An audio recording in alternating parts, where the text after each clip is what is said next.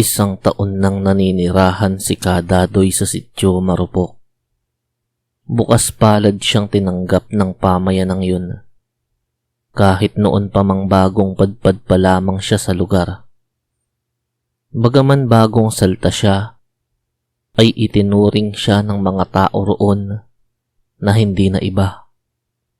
Noong bagong lipat pa lamang siya sa lugar na yun, ay dinadalahan siya ng mga ulam ng kanyang mga kapitbahay. Nakakakwentuhan niya rin ng mga ito tungkol sa kung ano ang katangian ng sityo at mga nagdaang nangyari roon.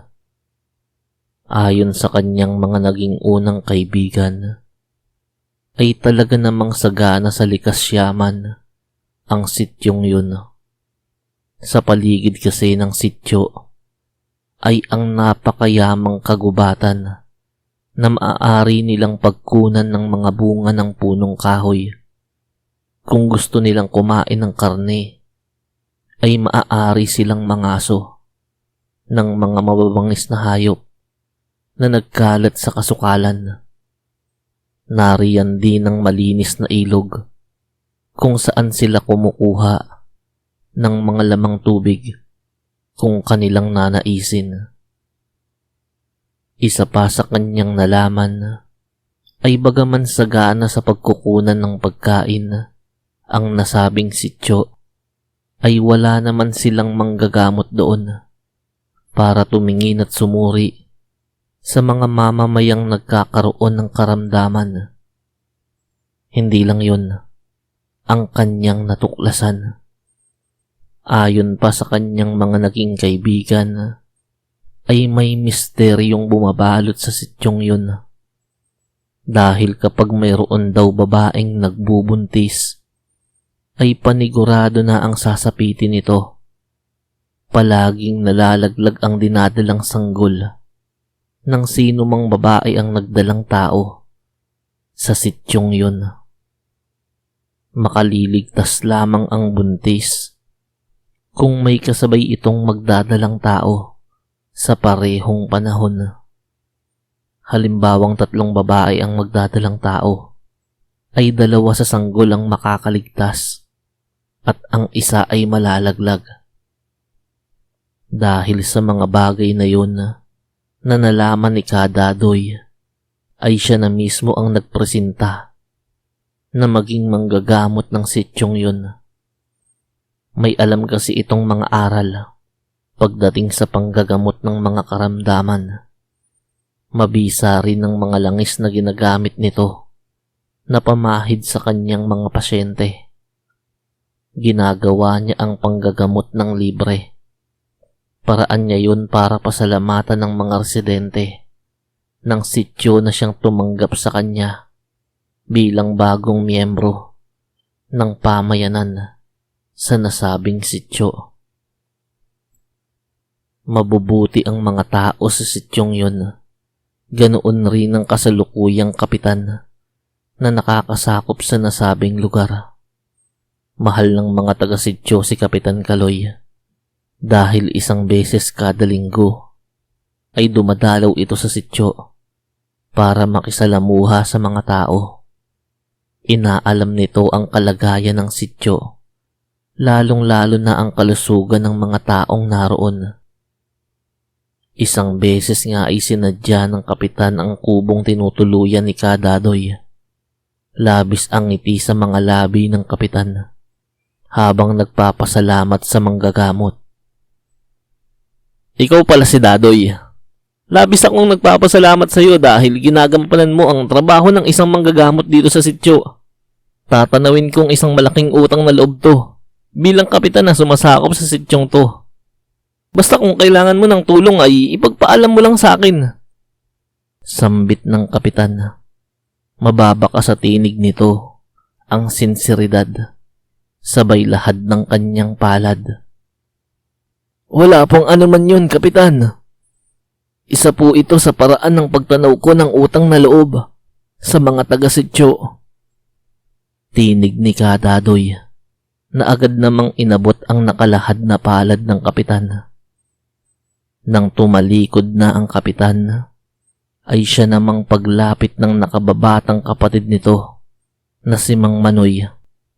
Harap-harapan itong tumindig sa harap ni Kadadoy at nanlilisik ang mga mata. Laking pagtataka naman ni Kadadoy kung bakit ganoon ang pakikitungo nito sa kanya. Ibang-iba ang inaasal nito kumpara sa nakakatandang kapatid na kapitan. Kadadoy, malakas ang kutob ko na hindi ka lang basta tao. Kung may binabalak kang masama sa mga tao dito sa sityo, ay huwag mo nang ituloy. Dahil ako mismo ang makakalaban mo. Iyon lamang ang naisambit ng nakababatang kapatid ng kapitan.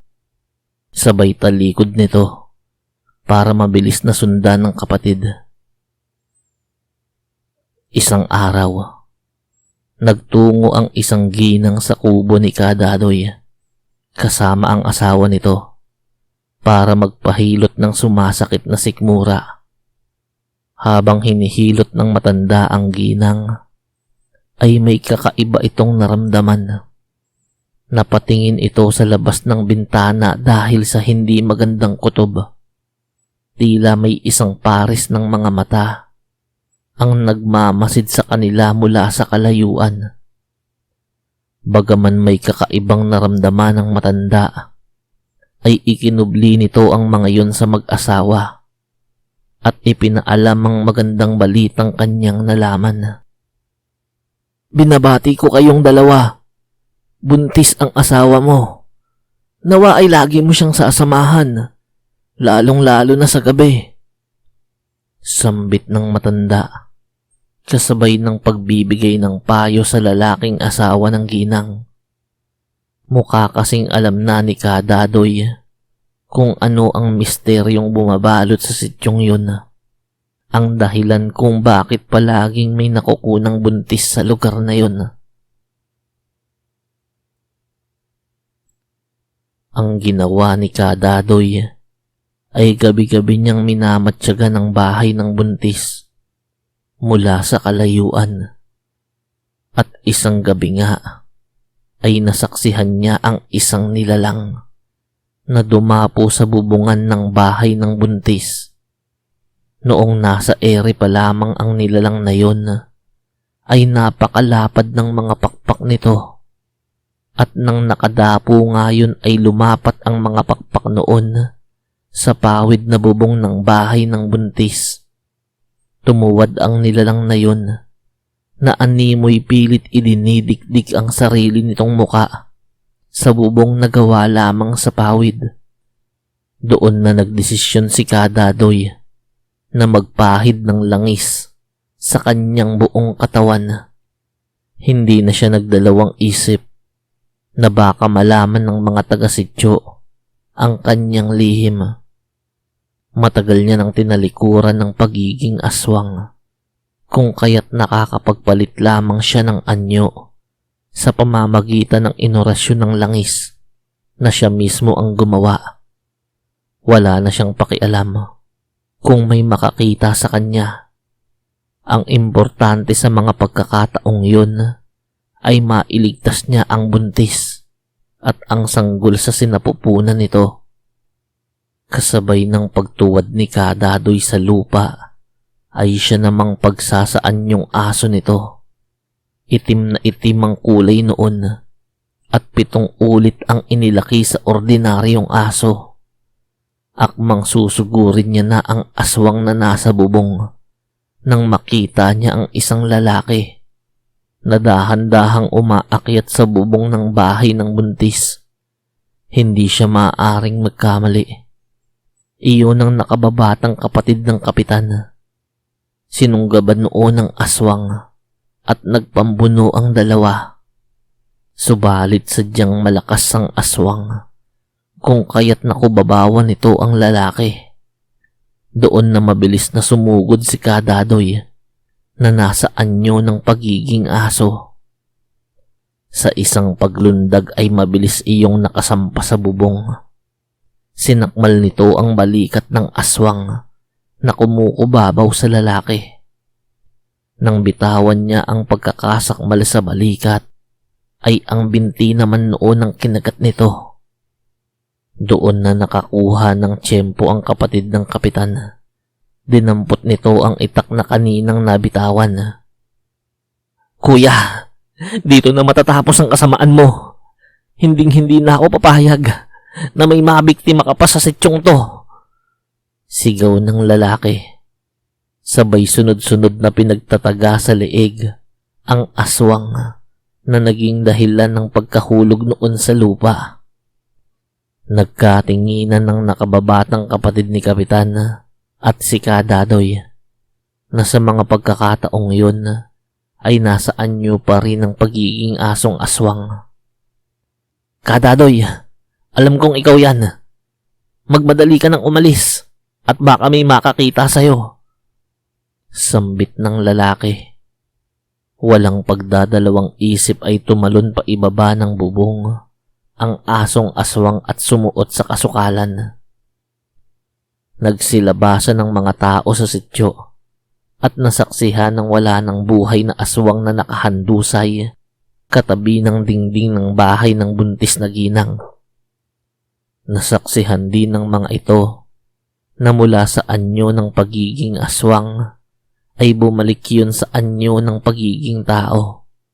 Magkahalong lungkot, galit, at takot ang naramdaman ng mga tao sa sityo nang makilala ang taong yun na kanina'y nasa anyo ng pagiging aswang. Si Kapitan Kaloy.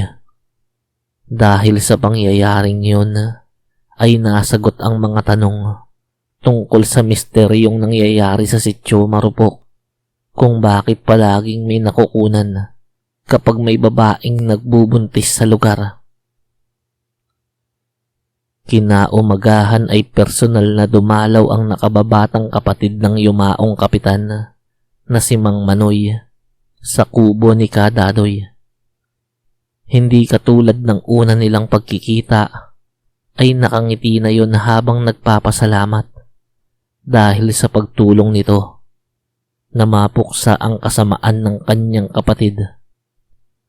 Nalaman ni Kadadoy na matagal nang alam ni Mang Manoy na aswang ang kapatid nito.